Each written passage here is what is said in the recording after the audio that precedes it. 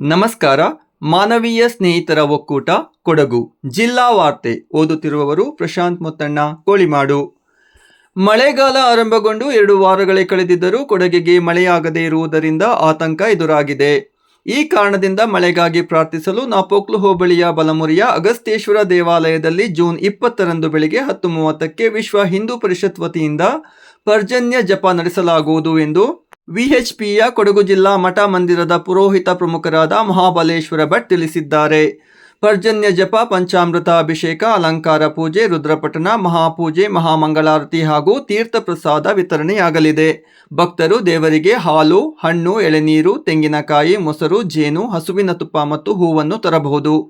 ನಾಡಿಗೆ ಉತ್ತಮ ಮಳೆ ಬೆಳೆಯಾಗಿ ಸಮೃದ್ಧಿಯಾಗಲಿ ಎಂದು ಪ್ರಾರ್ಥಿಸಲು ಜಿಲ್ಲೆಯ ಸರ್ವ ಭಕ್ತರು, ವಿಶ್ವ ಹಿಂದೂ ಪರಿಷತ್ ಸೇರಿದಂತೆ ಎಲ್ಲ ಹಿಂದೂ ಸಂಘಟನೆಗಳ ಪ್ರಮುಖರು, ಕಾರ್ಯಕರ್ತರು, ಬಲಮುರಿಯ ಗ್ರಾಮಸ್ಥರು, ದೇವಾಲಯದ ತಕ್ಕರು ಹಾಗೂ ಆಡಳಿತ ಮಂಡಳಿಯ ಸದಸ್ಯರು ಹೆಚ್ಚಿನ ಸಂಖ್ಯೆಯಲ್ಲಿ ಪಾಲ್ಗೊಳ್ಳುವಂತೆ ಅವರು ಮನವಿ ಮಾಡಿದ್ದಾರೆ. ಯಾವುದೇ ಒಂದು ಧರ್ಮಕ್ಕೆ ಸೀಮಿತವಾಗಿಲ್ಲದ ಯೋಗವು ಮನುಷ್ಯನ ಶಾರೀರಿಕ ಮತ್ತು ಮಾನಸಿಕ ಸಮತೋಲನಕ್ಕೆ ಅತ್ಯಂತ ಪರಿಣಾಮಕಾರಿಯಾಗಿದೆ. ಇಂತಹ ಯೋಗ ವಿಧಿಯನ್ನು ಶಾಲಾ ಕಾಲೇಜುಗಳಲ್ಲಿ ಕಡ್ಡಾಯವಾಗಿ ಕಲಿಸುವಂತಾಗಬೇಕು ಎಂದು ಹಿರಿಯ ಪತ್ರಕರ್ತ ಜಿ ಚಿದ್ವಿಲಾಸ್ ಅಭಿಪ್ರಾಯಪಟ್ಟರು. ನಗರದ ರೆಡ್ ಬ್ರಿಕ್ಸ್ನ ಸತ್ಕಾರ ಸಭಾಂಗಣದಲ್ಲಿ ನಡೆದ ಯೋಗ ಭಾರತಿ ಸಂಸ್ಥೆಯ ರಜತ ಮಹೋತ್ಸವ ಕಾರ್ಯಕ್ರಮದಲ್ಲಿ ಅತಿಥಿಗಳಾಗಿ ಪಾಲ್ಗೊಂಡು ಅವರು ಮಾತನಾಡಿದರು. ಯೋಗಾಭ್ಯಾಸದಿಂದ ಒಬ್ಬ ವ್ಯಕ್ತಿ ಶಾರೀರಿಕ ದೃಢತೆ ಮತ್ತು ಮಾನಸಿಕ ಸ್ಥಿರತೆಯನ್ನು ಕಾಪಾಡಿಕೊಳ್ಳುತ್ತಾನೆ. ನಿರಂತರ ಯೋಗ ಪ್ರಕ್ರಿಯೆಯಿಂದ ವ್ಯಕ್ತಿಯಲ್ಲಿ ತಾಳ್ಮೆ, ಸಹನೆ, ಸಹಾನುಭೂತಿ, ಪ್ರೀತಿ, ವಾತ್ಸಲ್ಯ ಸಹಜವಾಗಿಯೇ ಮೈಗೂಡಿಕೊಳ್ಳುವುದರಿಂದ ಸಮಾಜದ ಆರೋಗ್ಯವೂ ಬಲಗೊಳ್ಳುತ್ತದೆ ಎಂದು ಅವರು ವಿಶ್ಲೇಷಿಸಿದರು.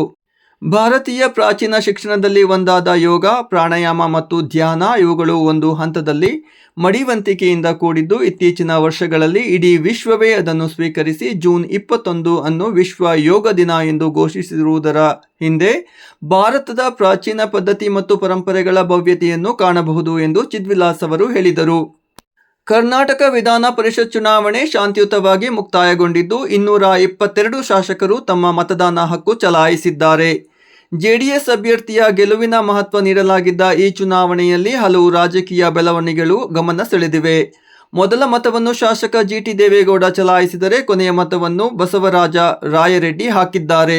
ಮಡಿಕೇರಿ ವಿಧಾನಸಭಾ ಕ್ಷೇತ್ರದ ಶಾಸಕರಾದ ಡಾಕ್ಟರ್ ಮಂಥರ್ ಗೌಡ ಅವರು ಭಾಗವಹಿಸಿ ವಿಧಾನಸೌಧದಲ್ಲಿ ತಮ್ಮ ಮತ ಚಲಾವಣೆ ನಡೆಸಿದರು. ಶಾಸಕರಾದ ಅಜ್ಜಿಕುಟ್ಟಿರ ಎಸ್ ಪೊನ್ನಣ್ಣ ಅವರು ಭಾಗವಹಿಸಿ ತಮ್ಮ ಮತವನ್ನು ಚಲಾಯಿಸಿ ಪ್ರಜಾಪ್ರಭುತ್ವದ ಆಶಯಗಳನ್ನು ಎತ್ತಿಹಿಡಿಯುವಲ್ಲಿ ಪ್ರತಿಯೊಂದು ಮತವು ಅಮೂಲ್ಯವಾದುದು ಎಂದು ಹೇಳಿದರು. ಮಡಿಕೇರಿ ತಾಲೂಕಿನ ಅಬ್ಬಿ ಜಲಪಾತ ಮತ್ತು ಮಾಂದಲ್ಪಟ್ಟಿಗೆ ತೆರಳುವ ಮಾರ್ಗದ ಜಂಕ್ಷನ್ ಬಳಿ ಮತ್ತು ಉಡೋತ್ಮೊಟ್ಟೆಯ ಬಳಿಯ ಗಾಜಿನ ಸೇತುವೆ ಸ್ಥಳಕ್ಕೆ ಜಿಲ್ಲಾಧಿಕಾರಿ ಎಸ್.ಜೆ. ಸೋಮಶೇಖರ್ ಅವರು ಗುರುವಾರ ಭೇಟಿ ನೀಡಿ ಪರಿಶೀಲಿಸಿದರು.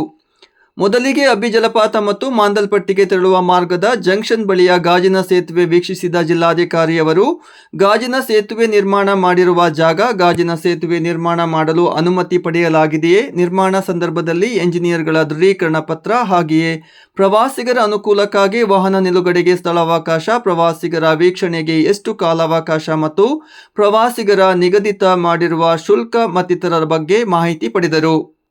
ಪ್ರವಾಸೋದ್ಯಮ ನಿಯಮಗಳನ್ನು ಕಟ್ಟುನಿಟ್ಟಾಗಿ ಪಾಲಿಸಬೇಕು ಎಂದು ನಿರ್ದೇಶನ ನೀಡಿದರು. ಬಳಿಕ ಉಡೋತ್ಮೊಟ್ಟೆ ಬಳಿಯ ಗಾಜಿನ ಸೇತುವೆ ವೀಕ್ಷಿಸಿದ ಜಿಲ್ಲಾಧಿಕಾರಿಯವರು ಪ್ರವಾಸಿಗರ ಸುರಕ್ಷತೆಗೆ ಒತ್ತು ನೀಡಬೇಕು, ವಾಹನ ನಿಲುಗಡೆಗೆ ಜಾಗ ಇಲ್ಲದಿರುವುದರಿಂದ ಸಾಮಾನ್ಯವಾಗಿ ಓಡಾಡುವ ವಾಹನಗಳ ಸಂಚಾರಕ್ಕೆ ತೊಂದರೆ ಆಗದಂತೆ ಗಮನಹರಿಸಬೇಕು, ಪ್ರವಾಸೋದ್ಯಮ ನಿಯಮಗಳನ್ನು ಕಟ್ಟುನಿಟ್ಟಾಗಿ ಪಾಲಿಸಬೇಕು ಎಂದು ಸೂಚಿಸಿದರು. ಮಳೆಗಾಲದಲ್ಲಿ ಮುನ್ನೆಚ್ಚರ ವಹಿಸುವ ಸಂಬಂಧ ಈ 2 ಗಾಜಿನ ಸೇತುವೆ ವೀಕ್ಷಣೆಗೆ ಈ ಹಿಂದೆ ನಿರ್ಬಂಧ ಹೇರಲಾಗಿತ್ತು. ಈ ಬಗ್ಗೆ ಮರುಪರಿಶೀಲಿಸಿ ಪ್ರವಾಸಿಗರು ಮತ್ತು ಎಲ್ಲರ ಹಿತಾಸಕ್ತಿ ಕಾಪಾಡುವಲ್ಲಿ ಜಿಲ್ಲಾಡಳಿತ ಅಗತ್ಯ ಕ್ರಮ ವಹಿಸಲಿದೆ ಎಂದು ಜಿಲ್ಲಾಧಿಕಾರಿಯವರು ಹೇಳಿದರು. ಅಬ್ಬಿ ಫಾಲ್ಸ್ ಮತ್ತು ಮಾಂದಲ್ಪಟ್ಟಿಗೆ ತೆರಳುವ ಜಂಕ್ಷನ್ನ ಸ್ಥಳದ ಭೇಟಿ ನೀಡಿದ ಸಂದರ್ಭದಲ್ಲಿ ಅಲ್ಲಿನ ಮಾಂದಲ್ಪಟ್ಟಿಗೆ ತೆರಳುವ ಜೀಪುಗಳ ಮಾಹಿತಿ ಪಡೆದ ಜಿಲ್ಲಾಧಿಕಾರಿಯವರು ಪ್ರವಾಸಿಗರಿಂದ ಬಾಡಿಗೆ ದರ ಎಷ್ಟು ಪಡೆಯಲಾಗುತ್ತದೆ, ವಾಹನ ಮತ್ತು ಚಾಲಕರಿಗೆ ಪರವಾನಗಿ ಇದೆಯೇ ಎಂದು ಮತ್ತಿತರ ವಿಚಾರದ ಬಗ್ಗೆ ಚಾಲಕರಿಂದ ಮಾಹಿತಿ ಪಡೆದರು. ಸುರಕ್ಷತೆಗೆ ಒತ್ತು ನೀಡಬೇಕು, ಪ್ರವಾಸಿಗರಿಗೆ ಕಿರಿಕಿರಿ ಉಂಟು ಮಾಡಬಾರದು, ದೂರುಗಳು ಬರದಂತೆ ಎಚ್ಚರ ವಹಿಸಬೇಕು ಎಂದು ನಿರ್ದೇಶನ ನೀಡಿದರು. ಭಾಗಮಂಡಲ ಕರಿಕೆ ಮುಖ್ಯ ರಸ್ತೆಯಲ್ಲಿ ತಡರಾತ್ರಿ ಬೃಹತ್ ಗಾತ್ರದ ಮರ ರಸ್ತೆಯ ಮಧ್ಯೆ ಉರುಳಿ ಬಿದ್ದು ಪರಿಣಾಮ ಹಲವು ಗಂಟೆಗಳ ಕಾಲ ವಾಹನ ಸಂಚಾರ ಸಂಪೂರ್ಣ ಸ್ಥಗಿತಗೊಂಡಿತ್ತು.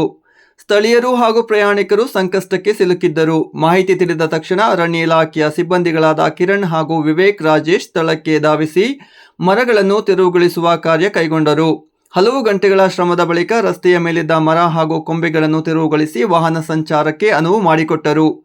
ಇತ್ತೀಚಿನ ಮಳೆಯಿಂದ ಕೊಡಗು ಜಿಲ್ಲೆಯ ವಿವಿಧ ಭಾಗಗಳಲ್ಲಿ ಮರಗಳು ಉರುಳಿ ಬೀಳುವ ಘಟನೆಗಳು ಹೆಚ್ಚಾಗುತ್ತಿದ್ದು, ಭಾಗಮಂಡಲ ಕರಿಕೆ ರಸ್ತೆಯಲ್ಲಿಯೂ ಇದೇ ರೀತಿ ಘಟನೆ ಸಂಭವಿಸಿದೆ. ಅರಣ್ಯ ಸಿಬ್ಬಂದಿಗಳ ತ್ವರಿತ ಕಾರ್ಯಾಚರಣೆಯಿಂದ ಸಂಚಾರ ವ್ಯವಸ್ಥೆ ಪುನಃ ಆರಂಭಗೊಂಡಿದೆ. ಮೂರ್ನಾಡಿನ ಶೌರ್ಯ ತಂಡದ ಸದಸ್ಯರು ಹಾಗೂ ಹಳೆಯ ವಿದ್ಯಾರ್ಥಿಗಳು ಒಟ್ಟಾಗಿ ಸಮೀಪದ ಬಲಮುರಿಯ ಸರ್ಕಾರಿ ಹಿರಿಯ ಪ್ರಾಥಮಿಕ ಶಾಲೆಯ ಆವರಣವನ್ನು ಸ್ವಚ್ಛಗೊಳಿಸಿದರು. ಸಂಯೋಜಕಿ ದಿವ್ಯಾ ಹಾಗೂ ಸೇವಾ ಪ್ರತಿನಿಧಿ ಕಾವೇರಿಯವರ ನೇತೃತ್ವದಲ್ಲಿ ಶಾಲಾ ಆವರಣವನ್ನು ಸ್ವಚ್ಛಗೊಳಿಸಲಾಯಿತು. ಹಳೆಯ ವಿದ್ಯಾರ್ಥಿಗಳಾದ ಪ್ರಶಾಂತ್ ಮುತ್ತಣ್ಣ ಕೋಳಿಮಾಡು, ಮಂಜು, ದಯಾನಂದ ಪೊನ್ನಚನ, ಮಮತಾ ಬಾಕಿಲನ ಹಾಗೂ ಶೌರ್ಯ ತಂಡದ ಸದಸ್ಯರಾದ ಪುಷ್ಪ, ನಿರ್ಮಲಾ, ಅರುಣ್ ಕುಮಾರ್ ಮತ್ತು ಮುಖ್ಯ ಶಿಕ್ಷಕಿ ದಮಯಂತಿ, ಶಿಕ್ಷಕಿ ಸುನೀತಾ ಅವರು ಪಾಲ್ಗೊಂಡಿದ್ದರು. ಇಲ್ಲಿಗೆ ಜಿಲ್ಲಾ ವಾರ್ತೆ ಮುಕ್ತಾಯವಾಯಿತು. ನಮಸ್ಕಾರ.